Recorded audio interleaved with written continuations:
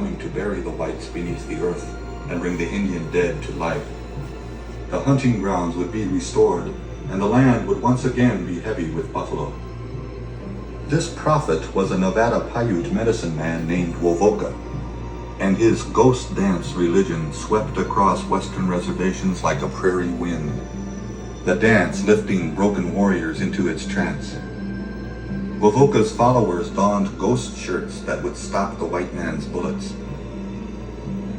Fearing a new Indian uprising, Major General Nelson Miles ordered troops onto the Indian agencies. Though Sitting Bull was openly skeptical of the new religion, the whites thought he was to blame for disturbances and ordered his arrest. On the morning of December 15th, 43 Indian police led the Hunkpapa chief from his cabin. Shots were fired, and Sitting Bull fell to the ground, dead. Another band of soldiers had gone in search of the Miniconjou chief Bigfoot, whose people had gone to the Badlands where they could perform the ghost dance without fear. The Bluecoats caught up with them, and the Indians and the soldiers camped for the night beside Wounded Knee Creek. 500 soldiers stood guard over 350 men, women, and children. At sunrise, the army began disarming the Indians. Somehow, a rifle went off and a soldier fell dead, and both sides opened fire at once. The army cut down half the men with its first volley, and rapid-fire cannons rained shrapnel from the hills. Indians ran and were shot down like buffalo. When the smoke blew away, 153 men, women, and children of the Lakota Nation lay dead, their blood flowing together with 25 corpses from the 7th Cavalry. The ghost shirts had been powerless, and the snows fell for 2 days, softly muffling the moans of the dying. On New Year's Day of 1891, the frozen dead of Wounded Knee were gathered in wagons and buried in a mass grave. Lakota shaman Black Elk said many years later, "I can still see the butchered women and children lying heaped and scattered, and I can see that something else died there in the bloody mud and was buried in the blizzard. A people's dream died there. It was a beautiful dream." But the legacy of the Teton Lakota still commands deep respect and admiration today. Their fight for survival against the U.S. Army at Little Bighorn created a legend, yet ultimately led to their final defeat. The spirit of the Lakota, a proud people who poured forth their blood to preserve a way of life, will endure long after the stories of battle are forgotten.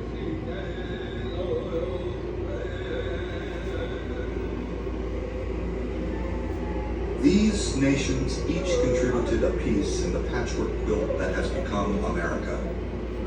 From the Iroquois Great Law of Peace, which influenced the writing of our Constitution, to the Cheyenne concept of peaceful resistance, these great Indian nations built a heritage that still inspires new generations of Native Americans. They will always be a vital part of the American adventure.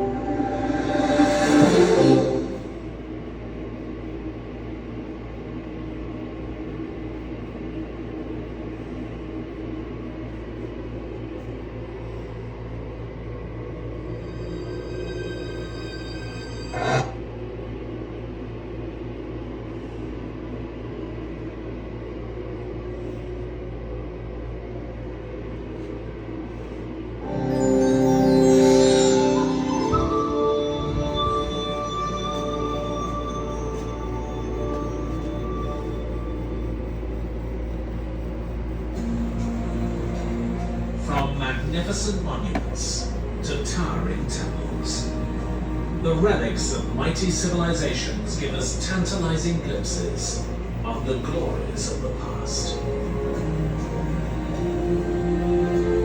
These ancient stones have been slow to give up their secrets. The clues to the lives that once flourished here lie buried or eroded by the passage of time. But now, the skills of scientists and historians have brought us fresh insight into the past. New understanding enables us to gaze back through the centuries at these dazzling societies and bring their lost worlds to life.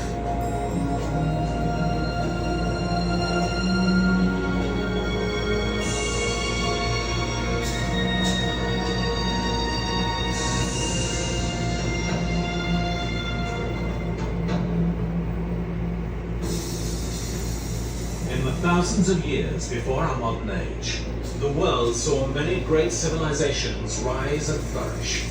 Their wealth was massive, their cities magnificent, and their achievements, artistic, political, military, have rarely been equaled.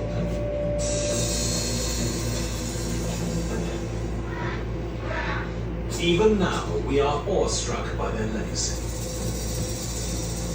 Centuries before the technology on which we so depend, these civilizations discovered different ways to create their empires. How did they do it? And why, eventually, did they all fail?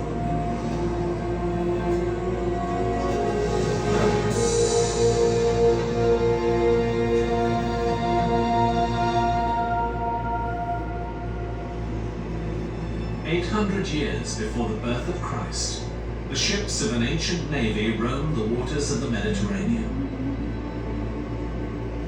Their home base was a string of fine cities along the coast of what is now Lebanon. But the Phoenicians were a seafaring people whose real passion was the trade. They traveled far and wide, building their ever-expanding trade network. One of their voyages was to change the course of history.